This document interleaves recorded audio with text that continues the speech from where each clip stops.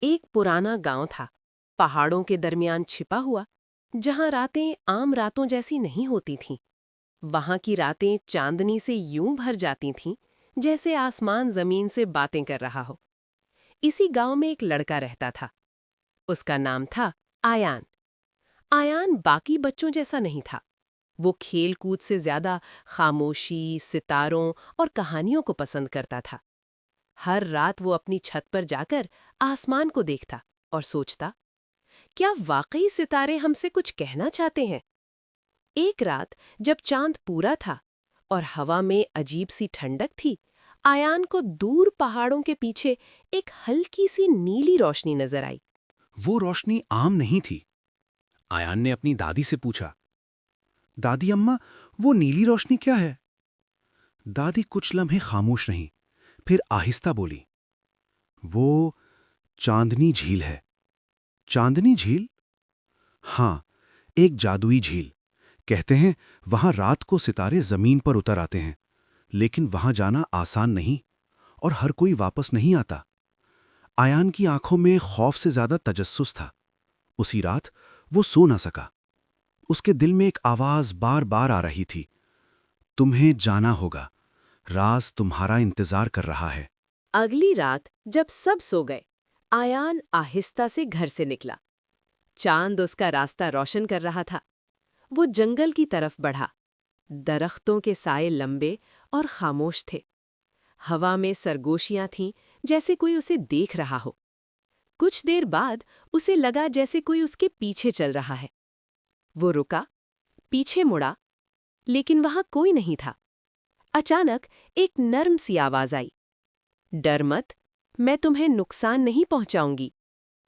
آیان نے دیکھا ایک چھوٹی سی چمکتی ہوئی روشنی اس کے سامنے آ گئی۔ وہ ایک ننھی سی پری تھی۔ میرا نام نورا ہے۔ تم پری ہو؟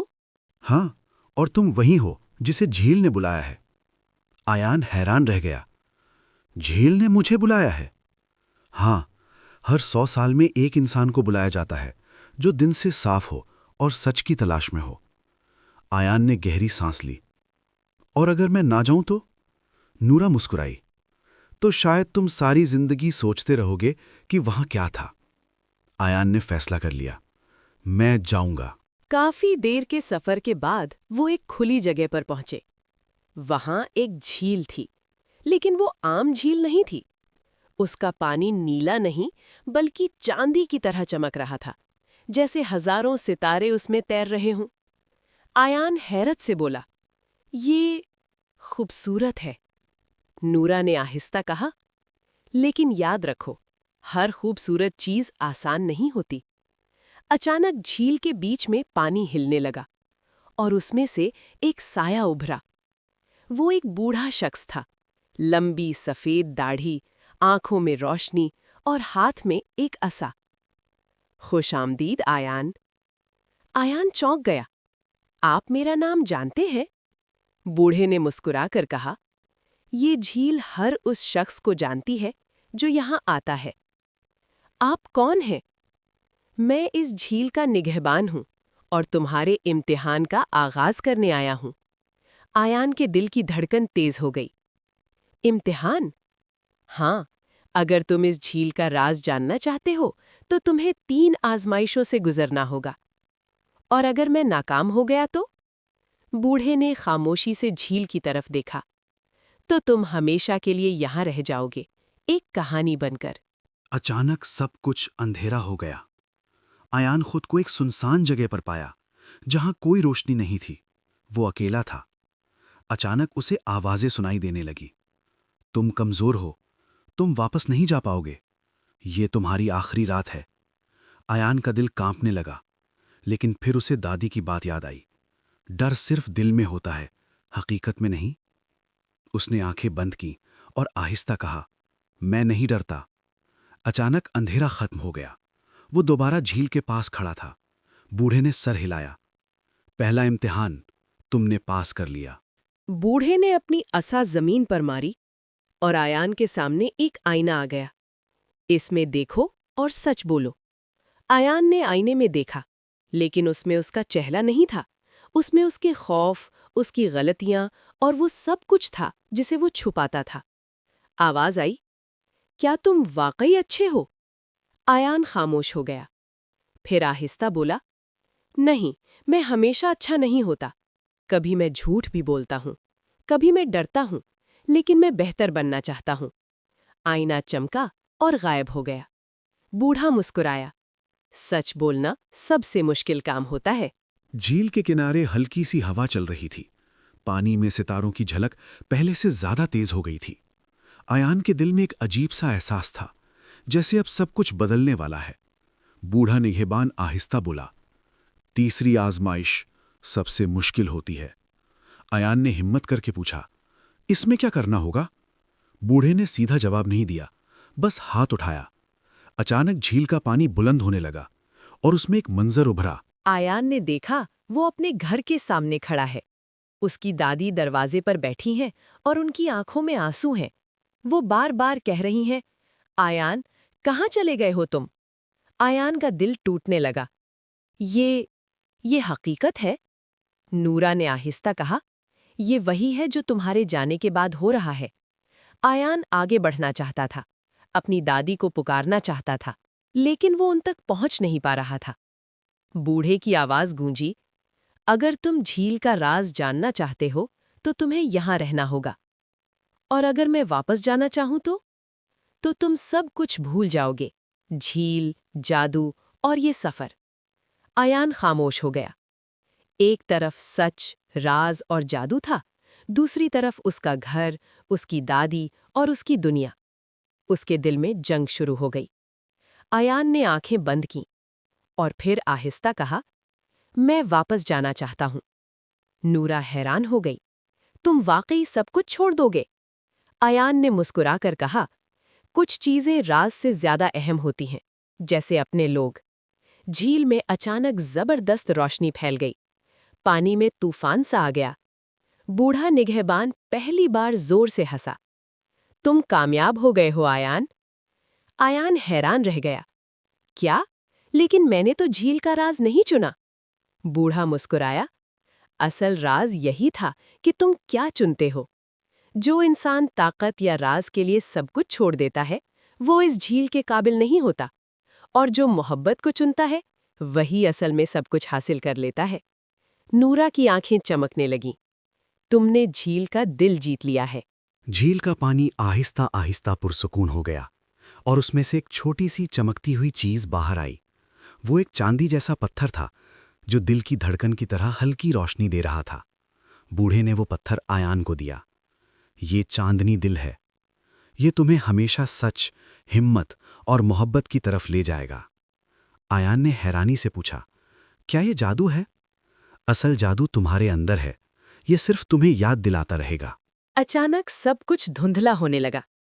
آیان کو لگا جیسے وہ ہوا میں تیر رہا ہے، اور پھر وہ اپنی چھت پر تھا۔ صبح ہو رہی تھی، پرندے چہچہا رہے تھے۔ آیان نے جلدی سے اپنے ہاتھ کو دیکھا، چاندی کا وہ پتھر اب بھی اس کے پاس تھا۔ یہ سب سپنا نہیں تھا۔ آیان نیچے بھاگا۔ دادی دروازے پر بیٹھی تھی۔ انہوں نے جیسے ہی آیان کو دیکھا، فوراً اسے گلے لگا لیا۔ کہاں تھے تم؟ میں بہت ڈر گئی تھی۔ آیان کی آنکھوں میں آنسو آ گئے۔ میں بس ایک سفر پر گیا تھا۔ دادی نے اس کے سر پر ہاتھ پھیرا۔ کبھی کبھی سب سے بڑے سفر ہمارے دل کے اندر ہوتے ہیں۔ آیان مسکرا دیا۔ سال گزرتے گئے، آیان بڑا ہو گیا، لیکن وہ چاندنی دل ہمیشہ اس کے پاس رہا۔ جب بھی وہ مشکل میں ہوتا، وہ ہلکی سی روشنی دینے لگتا اور اسے یاد دلاتا، سچ، ہمت اور محبت، یہی اصل طاقت ہے۔ ایک رات جب آیان پھر سے چھت پر بیٹھا ہوا تھا، اس نے آسمان کی طرف دیکھا اور اسے دور پہاڑوں کے پیچھے وہی نیلی روشنی نظر آئی۔ اس نے آہستہ سے مسکرا کر کہا، میں جانتا ہوں تم اب بھی وہاں ہو۔ ہوا میں ایک جانی پہچانی سرگوشی گونجی، اور ہم ہمیشہ رہیں گے۔ چاندنی جھیل کا راز، حصہ 3، نورا کی دنیا۔ رات خاموش تھی، آسمان پر ستارے پہلے سے زیادہ چمک رہے تھے۔ آیان اپنی چھت پر بیٹھا ہوا تھا، اس کے ہاتھ میں وہی چاندنی دل تھا۔ اچانک وہ پتھر ہلکی ہلکی روشنی دینے لگا۔ آیان چونک گیا، یہ پھر سے کیوں چمک رہا ہے؟ ہوا میں ایک مانوس آواز گونجی، کیونکہ وقت آ گیا ہے۔ نورا؟ ایک نرم نیلی روشنی اس کے سامنے آ گئی، اور نورا دوبارہ اس کے سامنے تھی، لیکن اس بار وہ پہلے سے زیادہ کمزور لگ رہی تھی۔ آیان نے فوراً پوچھا، تم ٹھیک ہو؟ کیا ہوا؟ نورا نے آہستہ کہا، ہماری دنیا خطرے میں ہے۔ کون سی دنیا؟ پریوں کی دنیا جو چاندنی جھیل کے پار ہے۔ آیان حیران رہ گیا، لیکن تم نے کہا میں واپس آ جاؤں گا تو سب ختم ہو جائے گا۔ نورا نے سر جھکا لیا، میں نے سچ کہا تھا، لیکن کہانی ختم نہیں ہوئی۔ آسمان پر ایک ستارہ اچانک بجھ گیا۔ آیان نے خوف سے کہا، یہ کیا تھا؟ یہی مسئلہ ہے، ہماری دنیا کے ستارے ایک ایک کر کے ختم ہو رہے ہیں۔ کیوں؟ نورا کی آواز کانپ گئی۔ کیونکہ سایوں کا بادشاہ واپس آ گیا ہے۔ ہوا میں اچانک ٹھنڈ بڑھ گئی۔ وہ ہزاروں سال پہلے قید کیا گیا تھا چاندنی جھیل کے نیچے، لیکن اب وہ آزاد ہو رہا ہے۔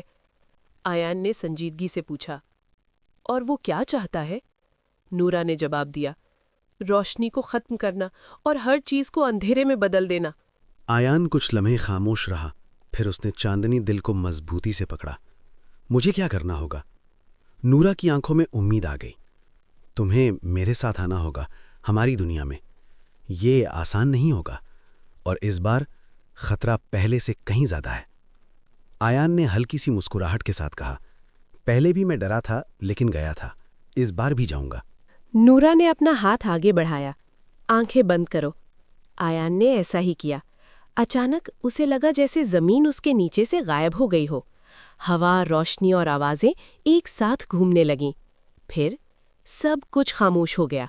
جب آیان نے آنکھیں کھولیں، وہ ایک حیرت انگیز جگہ پر تھا۔ آسمان نیلا نہیں بلکہ جامنی اور سنہری رنگوں سے بھرا ہوا تھا۔ درخت شفاف تھے اور ان کے اندر روشنی بہہ رہی تھی۔ ہوا میں موسیقی تھی اور ہر طرف چھوٹی چھوٹی پریاں اڑ رہی تھیں۔ آیان نے حیرت سے کہا، یہ خواب ہے؟ نورا مسکرائیں، یہ میرا گھر ہے۔ اندھیرے کا اثر۔ لیکن جلد ہی آیان نے کچھ عجیب محسوس کیا۔ کچھ درخت مرجھائے ہوئے تھے، کچھ پریاں کمزور لگ رہی تھیں، اور دور ایک حصہ مکمل اندھیرے میں ڈوبا ہوا تھا۔ یہ سب اسی بادشاہ کی وجہ سے ہے؟ نورا نے ہاں میں سر ہلایا۔ وہ آہستہ آہستہ ہماری روشنی کھا رہا ہے۔ روشنی کا محل۔ نورا آیان کو ایک بڑے محل کی طرف لے گئیں۔ وہ مکمل روشنی سے بنا ہوا تھا، جیسے شیشے اور ستاروں کا امتزاج ہو۔ اندر ایک ملکہ بیٹھی تھی۔ ان کی آنکھوں میں طاقت تھی، لیکن چہرے پر تھکن۔ یہ ہماری ملکہ ہیں۔ ملکہ نے آیان کو غور سے دیکھا۔ تو تم وہ انسان ہو جس نے جھیل کا امتحان پاس کیا؟ آیان نے سر جھکا کر کہا، جی۔ ملکہ آہستہ بولی، ہمیں تمہاری مدد چاہیے، لیکن اس کی قیمت ہو سکتی ہے۔ آیان چونپا، کیسی قیمت؟ اگر تم نے سایوں کے بادشاہ کا سامنا کیا تو ہو سکتا ہے تم واپس نہ جا سکو۔ کمرے میں خاموشی چھا گئی۔ آیان نے کچھ دیر سوچا، پھر بولا، اگر میں نہ گیا تو آپ کی دنیا ختم ہو جائے گی، اور اگر میں گیا تو شاید میں نہ رہوں۔ وہ ہلکا سا مسکرایا، لیکن کبھی کبھی کسی اور کے لیے کھڑا ہونا ضروری ہوتا ہے۔ نورا کی آنکھوں میں آنسو آ گئے۔ ملکہ نے ہاتھ اٹھایا اور ایک دروازہ ظاہر ہوا۔ اس کے پیچھے مکمل اندھیرا تھا۔ یہی راستہ ہے، اس کے پار وہ تمہارا انتظار کر رہا ہے۔ آیان نے گہری سانس لی اور آگے بڑھا۔ آیان نے دروازے کے سامنے کھڑے ہو کر گہری سانس لی۔ دروازے کے پار صرف اندھیرا تھا، ایسا اندھیرا جس میں روشنی کا کوئی نشان نہیں تھا۔ نورا کی آواز پیچھے سے آئی، یاد رکھنا، تم اکیلے نہیں ہو۔ آیان نے پلٹ کر دیکھا، نورا کی آنکھوں میں امید اور خوف دونوں تھے۔ وہ مسکرایا اور دروازے کے اندر داخل ہو گیا۔ جیسے ہی آیان اندر گیا، اسے لگا جیسے اس کے ارد گرد ہر چیز غائب ہو گئی ہو۔ زمین، آسمان، آوازیں، سب کچھ ختم، صرف ایک خالی ٹھنڈی خاموشی۔ اچانک ایک بھاری آواز گونجی، تو تم آ ہی گئے۔ آیان نے ادھر ادھر دیکھا۔ کون ہو تم؟ سامنے آؤ۔ ہوا میں ایک سیاہ دھواں سا جمع ہونے لگا اور آہستہ آہستہ ایک شکل بن گئی، ایک لمبا سائیدار وجود، آنکھیں سرخ اور آواز گہری۔ میں ہوں وہ جسے تم ڈھونڈ رہے ہو، سایوں کا بادشاہ۔ آیان نے ہمت جمع کی، تم کیوں سب کچھ دبا کر رہے ہو؟ بادشاہ ہنسا، ایک سرد خوفناک ہنسی۔ تباہ؟ میں صرف وہ واپس لے رہا ہوں جو مجھ سے چھینا گیا تھا۔ آیان نے پوچھا، کیا مطلب؟ بادشاہ کی آواز بدل گئی، جیسے وہ کسی پرانی یاد میں جا رہا ہو۔ میں کبھی اندھیرا نہیں تھا، میں بھی روشنی کا حصہ تھا۔ آیان حیران رہ گیا۔ پھر کیا ہوا؟ انہوں نے مجھے نکال دیا، کیونکہ میں مختلف تھا، کیونکہ میں طاقتور تھا۔ انہوں نے مجھے قید کر دیا، اس جھیل کے نیچے۔ آیان کے دل میں شک پیدا ہوا، تو تم بدلہ لے رہے ہو؟ نہیں، بادشاہ کی آنکھیں چمکیں، میں انصاف لے رہا ہوں۔ آیان نے اپنے ہاتھ میں موجود چاندنی دل کو دیکھا، وہ زور سے چمکنے لگا۔ بادشاہ پیچھے ہٹا۔ یہ روشنی، یہ مجھے جلاتی ہے۔ آیان کو سمجھ آ گئی، یہی تمہاری کمزوری ہے۔ بادشاہ نے غصے سے ہاتھ اٹھایا اور سیاہ دھواں آیان کی طرف بڑھا۔ آیان نے چاندنی دل کو سامنے کیا، روشنی اور اندھیرا آپس میں ٹکرائے، ایک زوردار دھماکہ ہوا۔ آیان پیچھے گر پڑا۔ بادشاہ قریب آیا۔ تم نہیں جیت سکتے، کیونکہ تمہارے دل میں بھی اندھیرا ہے۔ اچانک آیان کے ارد گرد منظر بدلنے لگے، اس کے خوف، اس کی غلطیاں، اس کے دکھ، سب سامنے آنے لگے۔ دیکھو، تم بھی کامل نہیں ہو۔ آیان کے ہاتھ کانپنے لگے، روشنی کمزور ہونے لگی۔ اچانک اسے دادی کی آواز یاد آئی، سچ، ہمت اور محبت، پھر نورا کی مسکراہٹ، پھر اس کا اپنا نشچے۔ آیان نے آنکھیں بند کی اور زور سے کہا، ہاں، میں کامل نہیں ہوں، لیکن میں بہتر بننے کی کوشش کرتا ہوں۔ چاندنی دل اچانک بہت تیز چمکنے لگا۔ آیان کے ارد گرد روشنی کا دائرہ بن گیا۔ بادشاہ پیچھے ہٹنے لگا۔ نہیں، یہ ممکن نہیں، آیان نے آگے بڑھ کر کہا۔ تم اکیلے نہیں ہو، تمہیں نفرت نے اندھیرا بنایا ہے۔ اگر تم چاہو تو تم بدل سکتے ہو۔ کچھ لمحوں کے لیے بادشاہ خاموش ہو گیا، اس کی آنکھیں کی سرخی کم ہونے لگی، لیکن پھر وہ زور سے چیخا، نہیں، میں کمزور نہیں ہوں۔ وہ پوری طاقت سے آیان کی طرف بڑھا۔ آیان نے چاندنی دل کو دونوں ہاتھوں سے پکڑا اور پوری ہمت سے آگے بڑھا۔ روشنی اور اندھیرا ٹکرائے، ایک زبردست دھماکہ ہوا۔ جب سب کچھ ختم ہوا تو آیان زمین پر گرا ہوا تھا۔ اس نے آہستہ سے آنکھیں کھولی۔ اندھیرا ختم ہو چکا تھا۔ اس کے سامنے سایوں کا بادشاہ زمین پر بیٹھا تھا، لیکن اب وہ ویسا نہیں تھا۔ اس کی آنکھوں میں غصہ نہیں بلکہ سکون تھا۔ میں آزاد ہو گیا ہوں، اس نے آہستہ کہا۔ تم نے مجھے یاد دلایا کہ میں کون تھا۔ وہ آہستہ آہستہ روشنی میں بدلنے لگا اور پھر ایک ستارے کی طرح آسمان میں چلا گیا۔ پریوں کی دنیا دوبارہ روشن ہونے لگی، مرجھائے درخت زندہ ہو گئے، ستارے دوبارہ چمکنے لگے۔ نورا دوڑ کر آیان کے پاس آئی، تم نے کر دکھایا۔ ہوا میں سکون تھا، پریوں کی دنیا دوبارہ روشن ہو چکی تھی، ستارے پہلے سے زیادہ چمک رہے تھے، جیسے خوشی منا رہے ہوں۔ آیان آہستہ آہستہ اٹھا، نورا اس کے پاس بیٹھی تھی، اس کی آنکھوں میں خوشی اور اداسی دونوں تھی۔ تم ٹھیک ہو؟ آیان نے مسکرا کر کہا، ہاں، بس تھوڑا سا تھک گیا ہوں۔ جشن کی رات، پریوں کی ملکہ سامنے آئیں، ان کے چہرے پر اب سکون تھا۔ ایان، تم نے وہ کر دکھایا جو ہم صدیوں میں نہ کر سکے۔ تم نے نہ صرف ہمیں بچایا بلکہ ایک کھوئی ہوئی روح کو بھی آزاد کیا۔ پھر انہوں نے ہاتھ اٹھایا اور پورا آسمان جگمگا اٹھا۔ یہ جشن تھا۔ پریاں ناچنے لگیں، ہوا میں روشنی کے پھول کھلنے لگے۔ ایان پہلی بار اتنا خوبصورت منظر دیکھ رہا تھا۔ کچھ دیر بعد ملکہ ایان کے قریب آئیں۔ تمہارے لیے ایک پیشکش ہے۔ ایان نے حیرت سے پوچھا، کیسی پیشکش؟ تم یہاں رہ سکتے ہو، ہماری دنیا میں، ہمیشہ کے لیے۔ نورا کی سانس رک گئی۔ ایان خاموش ہو گیا۔ اس نے ادھر ادھر دیکھا۔ یہ دنیا جادو سے بھری تھی، خوبصورتی، سکون اور حیرت۔ لیکن پھر اسے اپنی دادی یاد آئیں، اس کا گھر، اس کی چھت، وہ سادہ زندگی۔ نورا کچھ نہیں بولی، لیکن اس کی آنکھوں میں سب کچھ تھا۔ وہ چاہتی تھی کہ ایان رہے، لیکن وہ یہ بھی جانتی تھی کہ کچھ رشتے واپس بلاتے ہیں۔ ایان نے آہستہ سے کہا، یہ دنیا بہت خوبصورت ہے، لیکن میرا دل وہاں ہے، میرے اپنے لوگوں کے ساتھ۔ نورا کی آنکھوں میں آنسو آ گئے، لیکن وہ مسکرائی۔ مجھے معلوم تھا۔ ملکہ نے سر ہلایا، یہی تمہاری سب سے بڑی خوبی ہے۔